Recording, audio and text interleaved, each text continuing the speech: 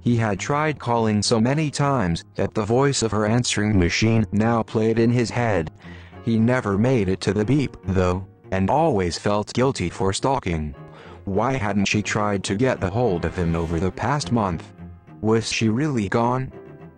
He struggled to comprehend his situation. One day he checked the mail, hoping to find something new, and for a split second his brain snapped.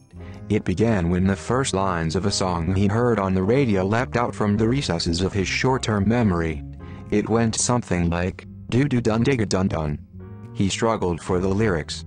Had he heard the song before? Why was it such a chore to hear it again?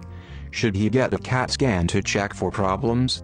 Who would drive him to the hospital? He could take the bus, but he never had the pocket change to pay the fares. Why wasn't the city doing more about public transportation? Why weren't they doing more about the potholes in his neighborhood? Why hadn't he found a new neighborhood? Why didn't he pick up that copy of Grapes of Wrath the last time he was at the bookstore? He had read Steinbeck before. He had appreciated Steinbeck. The back of the book jacket said it electrified America. He knew that it did. It was an American classic. Would he ever electrify America? Would people read a book about his life after he was gone? The song started coming back. Do-do-dun-dig-a-dun-dun. Do-do-dun-dig-a-dun-dun. Then it was gone again. He wondered about the stars and the oceans and the whales and how they got so big. He wondered about time and space and wondered if he was wondering about the same thing. He wondered why he was hungry again even though he had just eaten lunch. And he wondered why some days he wasn't hungry for lunch at all. He wondered where his trash went and if he would ever see it again. He wondered if he had lost something and wondered if he would ever realize it. He wondered if he had fed his fish twice yesterday, once in the morning and once at night. He wondered if his fish would mind.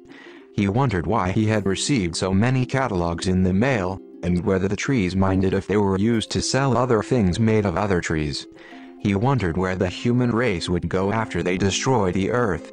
He wondered if the population of the moon would eventually secede from the planet Earth and become an autonomous social democracy. He wondered if the ethnic makeup of the moon people would mirror that of their home planet, and if it didn't he wondered whether or not someone would make an interesting movie about it someday. The song came back again. Do-do-dun-dig-a-dun-dun. Do-do-dun-dig-a-dun-dun. Do-do-dun-dig-a-dun-dun. Do-do-dun-dig-a-dun-dun. Then it was all gone. He went back upstairs to his apartment, where the cascade of thought once resided at the back of his mind now lived a small headache. He decided to take a nap and try her answering machine again when he woke up.